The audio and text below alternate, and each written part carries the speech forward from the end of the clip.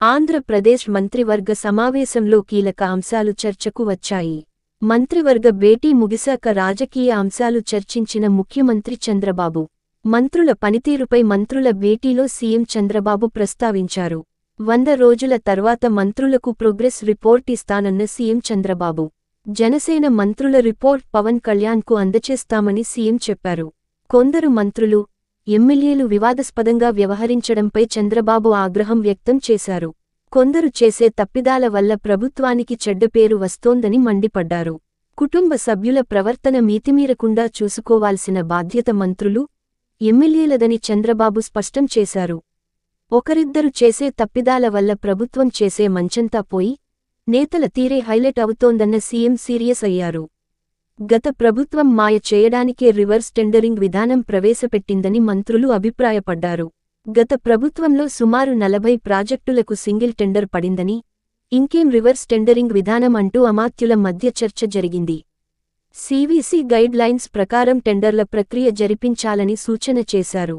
గత ప్రభుత్వం ప్రవేశపెట్టిన జ్యుడిషియరీ ప్రివ్యూను కూడా రద్దు చేయాలని భావించిన కెబినెట్, తాను చేసిన తప్పులకు ఓ జడ్జితో ఆమోద ముద్ర వేసేలా జ్యుడిషియరీ ప్రివ్యూ వ్యవస్థను జగన్ ఏర్పాటు చేశారని పలువురు మంత్రులు అభిప్రాయపడ్డారు.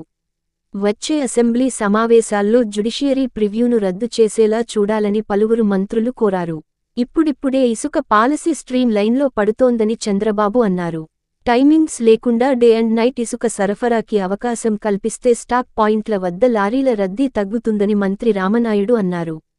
పట్టా భూముల్లోనూ ఇసుక తవ్వకాలకు అనుమతివ్వాలని సూత్రప్రాయంగా కెబినెట్ అంగీకారం తెలిపింది. సార్టెక్స్ బియ్యం సరఫరాను నిలిపిస్తే విమర్శలు వస్తాయేమోనన్న పలువురు మంత్రులు. మరింత అధ్యయనం చేసి సార్టెక్స్ బియ్యం పంపిణీపై నిర్ణయం తీసుకోవాలని భావించిన మంత్రులు. రేషన్ బియ్యం డెలివరీ వాహనాలని రద్దు చేయాలనే నిర్ణయంపై కెబినెట్లో చర్చ జరిగింది.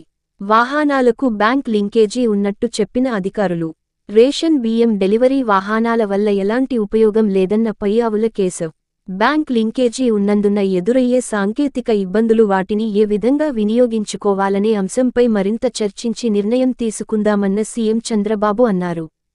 ఫ్రీ హోల్డ్లోకి వెళ్లిన భూముల్లో ఎక్కువగా 5,000 ఎకరాల మేర రిజిస్ట్రేషన్లు సత్యసాయి జిల్లాలోనే జరిగాయని చర్చ జరిగింది. ఫ్రీ హోల్డ్ భూముల్లో జరిగిన ప్రతి రిజిస్ట్రేషన్ను డీటెయిల్డ్గా విచారణ చేపట్టాలని సీఎం చంద్రబాబు సూచించారు.